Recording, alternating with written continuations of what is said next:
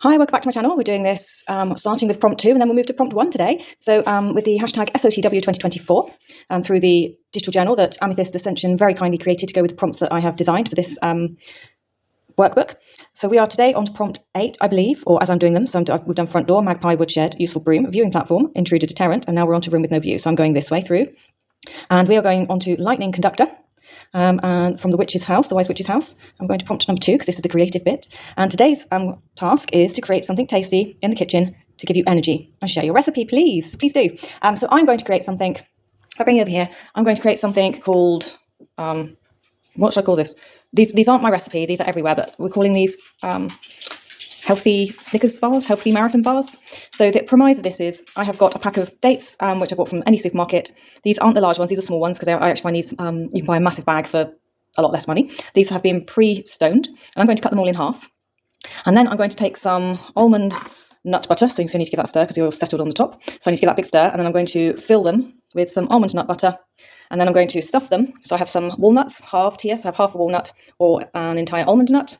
And then I'm going to use some melted chocolate. This is the one that I use. This is what I use for just about everything. This is also the one that I eat.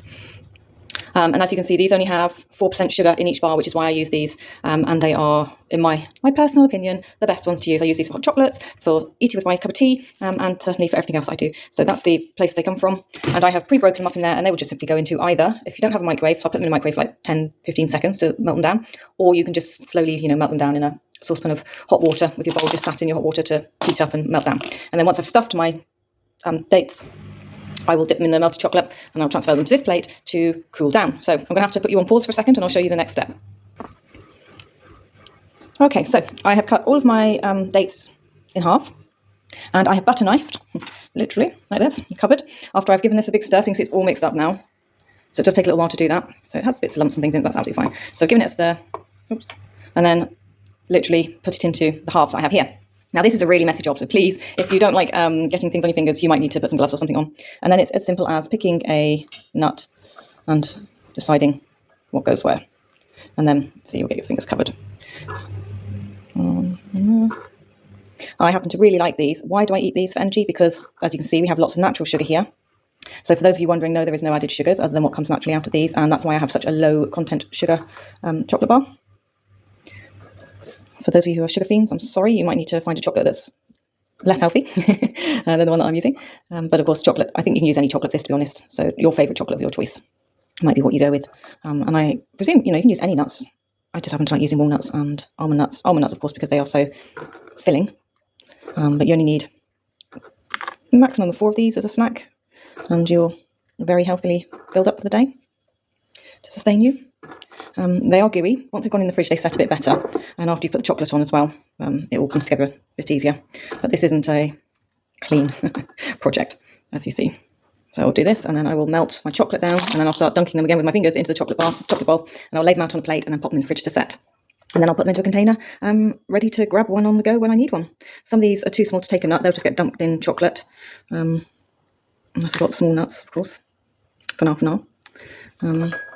Yeah, so the reason why I have these is because, I don't talk about it much because there's more to my life than just that, but I have chronic illness. I've had it for maybe 13 years now, lucky for some, and I found that diet is a better way for me to control some of my symptoms. So diet isn't the be all and end all, I understand that, but it turned out that some foods were exacerbating some of my symptoms, and that's not because I had food allergies, but just too much sugar, too much white stuff, just weren't helping, and by removing them I was able to gain a better quality of life. I can't have the life back that I had 13 years ago, but I have a better quality of life now, and this is why I eat the way I do and I avoid certain things. And for a while there I couldn't eat a lot of stuff, so this is my favourite actually treat. I only found this one this year.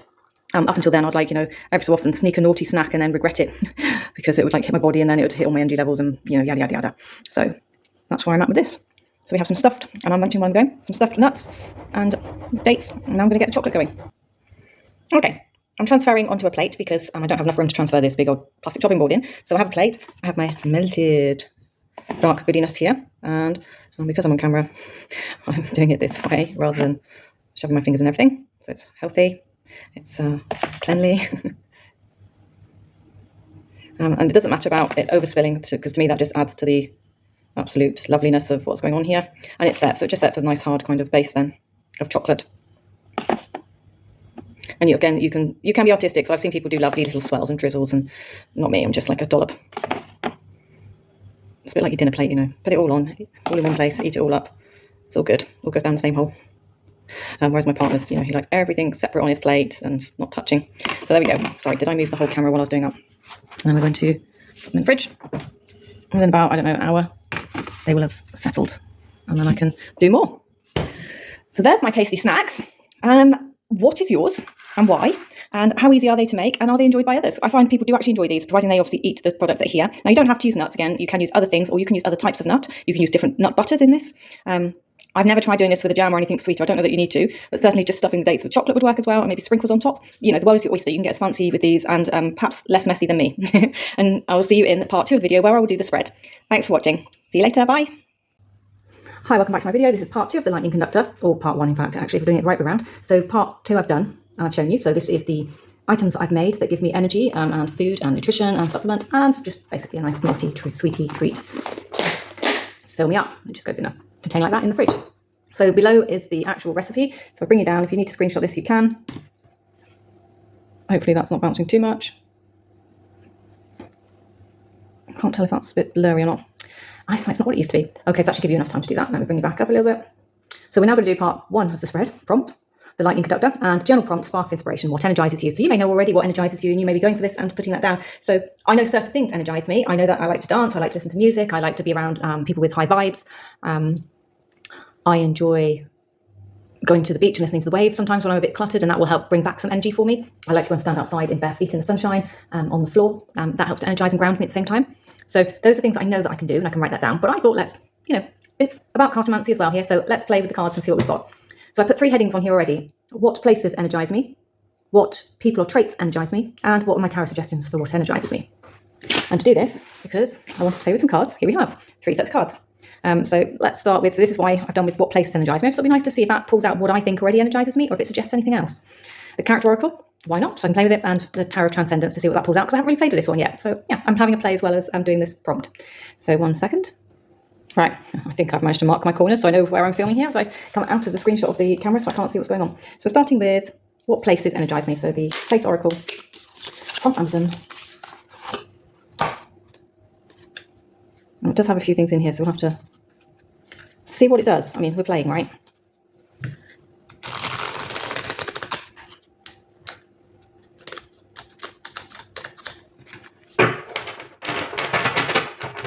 And for an £18 deck, this one's not bad.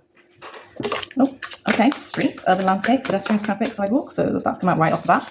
So we'll do 3, should we? What places energize me? Competitive environment. All right. The opposite to everything I've said so far. But I think I can get on board with it. And that one's there as well, but we stick with the 3 because that's enough. So this deck is suggesting that the street, urban landscape, pedestrian traffic, sidewalks and crosswalks. So the urban landscape, does that energize me? It has a vibe, doesn't it? It has a certain type of vibe. So yes, I guess at certain points, if you have stepped out of the picture for too long, it can give you energy, but it can also be draining. So I think it's a double-edged sword for the energizing side of it. The walking in the urban landscape perhaps does help to give energy, because I sometimes do that if I can manage it, I'll do it after work on the way home, so that you get to 1, clear your head, 2, re-energize yourself for coming home and having normal conversations and not having to hermit too much. An arena, a competitive environment, sports events, performance stage. I do like to do sports. I always loved to do sports and compete in sports. However, haven't noticed that for so many years now. It doesn't really invigorate me. It exhausts me. But performing on stage, no, absolutely not. That completely exhausts me. But an arena, maybe type of environment. So if I was going to see a concert, that might. However, I disagree. I would say that the peopling in there would exhaust me. The peopling thing just wipes me out totally. But sometimes on a competitive note in things that I'm doing, that can, the little bit of competitiveness, not the mind-numbing, outright, I need to win competitiveness, but the little friendly competition that happens, that can energize you. So you see somebody doing something and you're like, hang on a minute, I can do that. Why aren't I doing that? We're both working at the same thing. Or I'll get there for you. Or can I get my workload done for you? Those sorts of things do sometimes help to energize me in the workplace. But in general, these are weird. So these all just feel like, work analogy. These aren't my out of work analogy life. I wouldn't do any of this to energize myself normally. Or maybe I need to switch up. Financial centre, economic hub, stock markets, business district. Financial centres, do they energize me? I suppose they energize my pocket. so to speak. No, I'm not on the stock markets, but the financial center, as in the bank or whatever, or my workspace, energizes my pocket so that I can then share what I earn and pay out to other people, and then, you know, energize other people's pockets, and so the world keeps turning. Business district, however, that could be like the shopping mall. Sometimes I get energy from the shopping mall when I'm in there, not to give me proper energy, but it energizes my eye for things. It refreshes my eye for things. It gives me the ability to see what other things I might be wanting to purchase. You know, if you're out looking for an outfit you don't know what to do, actually sometimes it's better to head to the place that you hate most. And you sometimes come back with the best outfits. It's not always possible to do it always online. I try and do everything online, trust me. If I don't have to go out there, it's a good thing. But sometimes I've noticed occasionally you hit like the shopping mall and you hit it right, you know, spending comes super easy and you come back with loot and you've had a wait of a time. But of course, all within your means, always within your means. Yeah, so that's interesting. So that's the places. So the next one is the characters and traits that energize me. So going with the character oracle. Again, all just for fun. I'm curious. Just going to throw out everything I say I don't like about people or myself.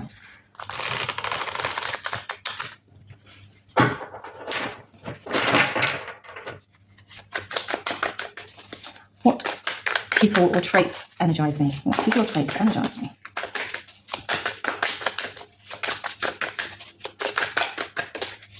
Hold on, I'll go back in. Secret of secrets, intelligent agent, covert, espionage, undercover. None of that, but secret of secrets, yes, that does. Tarot, right? Well, this isn't tarot strictly speaking, is it? But you get what I mean. Cartomancy helps to energize me. Gives me a viewpoint. Let's take 3 cards. What characters and traits energize me? Addiction. That can energize me, yes. As in, I do like to have a drink. And I am one of the hermits that likes to have a drink that then allows them to become a complete extrovert and dance the dance floor. That's me. Not a complete drunkard, but definitely a whirling dervish on the dance floor when it comes to it, with a little bit of Dutch courage in my veins. What else?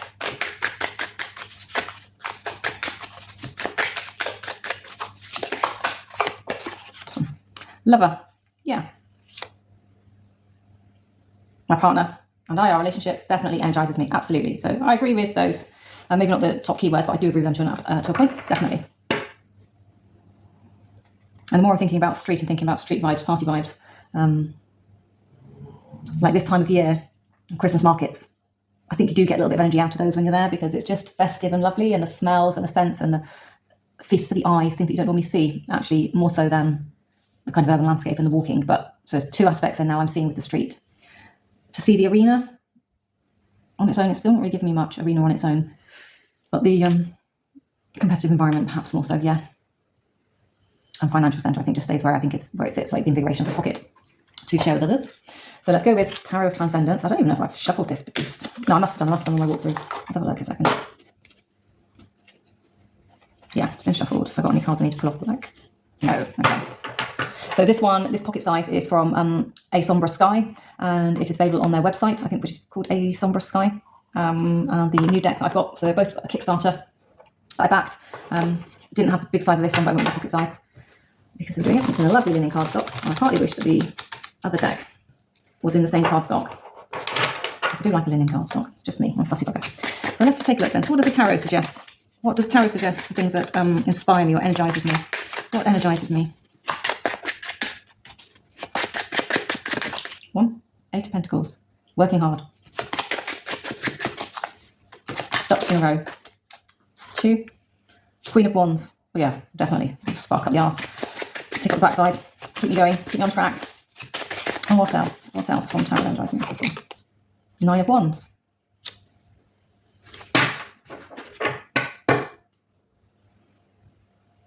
Knight of Swords moving forwards. So what energizes me here then? So we have the 8 of Pentacles, as I said, so working hard, ducks in a row, knowing that I'm working towards something. So that does give me, I mean, of course, we could also look at that as moon alignments as well. But yeah, that does definitely give me, because it gives you that progress, the energy to get to the end, the push to get to the end. So that is in itself a form of an energizing like nudge, isn't it? The Queen of Wands with her inspirations, her desires, her inner fire, her knowledge, her patience, her protection elements along with her crafting elements, her magical attributes, all things that help to bring energy to us. Now, if Queen of Wands was a deity, who would it be? I'm not sure. Let me know below. I wonder if that's something that I need to look to for energy. And the 9 of Wands. So we have that moment, so we're still protecting, we're having that your fences up. So boundaries help to keep your energy levels high, don't they? So we do have boundaries here. So we have boundary levels, but also going back to 9 with attainment and moving forwards, coming from the 8 with the mastery. It's still bringing us closer to the end goal. So these feel like an end goal push, an end goal nudge. Yeah. So you could read them this way as well, but as a downward spread. But I wasn't actually intending on doing that, so it's not my intention to do that. So I'm not going to do that. But that would be another way that you could also cross read this deck. So you can read that way. You can come down this way. You can come this way. You can come this way. This way. It's up to you. But yeah. There we go. There's my prompt 8 parts 1 and 2 for my lightning conductor, my spark of inspiration, what energizes me from a cartomancy point of view and from a nourishment point of view. Nom, nom, nom. Looking forward to lunch. So I hope you joined in. Take care if you don't, and I just hope that you've enjoyed this one way or another. And I will see you for the next one, which will be the prompt 9, friendly wee ghosty, that I will be doing. And that one we're looking for how can I be more social this season, as the season runs out fast from us. We're fast approaching the 21st, aren't we? Fast approaching the solstice. So until next one, take care. Bye bye.